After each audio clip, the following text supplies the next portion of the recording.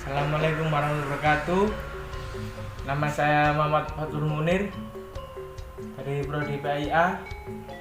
Hari ini saya akan menjelaskan tentang psikologi yang materinya teori belajar kognitif. Apa itu belajar kognitif? Pengertian teori belajar kognitif. Secara bahasa, kognitif berasal dari bahasa Latin cogiter yang artinya berpikir. Sedangkan secara istilah dalam pendidikan kognitif adalah salah satu teori belajar di mana belajar adalah pengorganisasian aspek-aspek kognitif dan persepsi untuk memperoleh pemahaman. Dalam model ini, tingkah laku seseorang ditentukan oleh persepsi dan pemahamannya tentang situasi yang berhubungan dengan tujuan. Dan perubahan tingkah laku sangat dipengaruhi oleh proses belajar berpikir internal yang terjadi selama proses belajar. Dari keterangan dan penjelasan ini dapat disimpulkan bahwa kognitif adalah salah satu ranah dalam taksonomi pendidikan. Secara umum, kognitif diartikan potensi intelektual yang terdiri dari beberapa tahapan, yaitu pengetahuan, pemahaman, penerapan, analisa, sintesa, evaluasi. Kognitif berasal persoalan yang menyangkut kemampuan untuk mengembangkan kemampuan rasional. Selanjutnya, prinsip-prinsip belajar kognitif. Teori belajar kognitif menjelaskan belajar dengan memfokuskan pada perubahan proses mental dan struktur yang terjadi sebagai hasil dari upaya untuk memahami dunia. Teori belajar kognitif yang digunakan untuk menjelaskan tugas-tugas yang sederhana seperti mengingat nomor telepon dan kompleks seperti pemecahan masalah yang tidak jelas. Teori belajar kognitif didasarkan pada 4 prinsip dasar, yaitu 1. Pembelajaran aktif dalam upaya untuk memahami pengalaman. 2. Pemahaman bahwa belajar mengembangkan tergantung pada apa yang telah mereka ketahui. 3. Belajar membangun pemahaman daripada catatan. 4. Belajar adalah perubahan dalam struktur mental seseorang. Selanjutnya, prinsip-prinsip belajar kognitif. Teori belajar kognitif menjelaskan belajar dengan memfokuskan pada perubahan proses mental dan struktur yang terjadi sebagai hasil dari upaya untuk memahami dunia.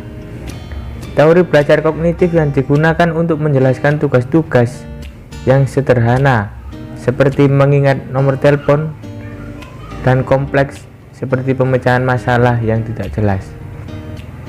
Teori belajar kognitif didasarkan pada 4 prinsip dasar, yaitu 1.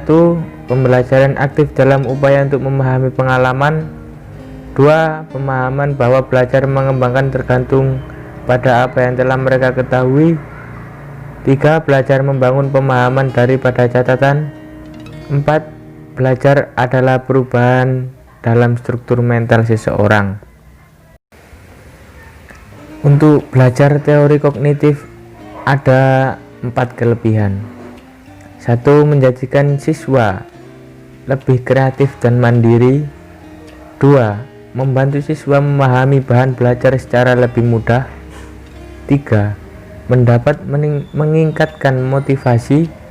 4. Dapat meningkatkan kemampuan siswa untuk memecahkan masalah.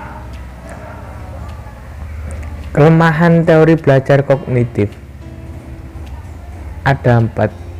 1. Teori ini dianggap dekat dengan psikologi belajar daripada teori belajar, sehingga dalam proses belajar menjadi tidak mudah. 2. Teori ini dianggap sulit dipraktekkan secara murni karena seringkali merasa bingung untuk memahami unsur-unsur kognitif menjadi bagian-bagian yang jelas. 3.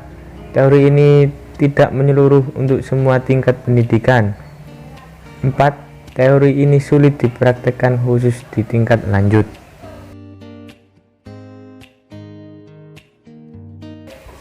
Untuk kesimpulan belajar teori kognitif, yang saya jelaskan tadi,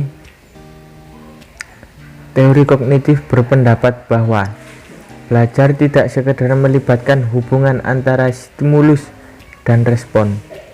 Lebih dari itu, belajar adalah melibatkan proses berpikir yang sangat kompleks. Ilmu pengetahuan dibangun dalam diri seseorang melalui proses interaksi yang berkesinambungan dengan lingkungan. Proses ini tidak berjalan terpisah-pisah, tapi melalui proses yang mengalir, bersambung-sambung, dan menyeluruh. Ibarat seseorang yang memainkan musik, tidak hanya memahami not-not balok pada partitur sebagai informasi yang saling lepas dan berdiri sendiri, tapi sebagai suatu kesatuan yang secara utuh masuk ke dalam pikiran dan perasaannya. Teori belajar kognitif lebih menekankan pada belajar merupakan suatu proses belajar yang terjadi dalam akal pikiran manusia dan gagasan manusia, bahwa bagian-bagian situasi saling berhubungan dalam konteks situasi secara keseluruhan.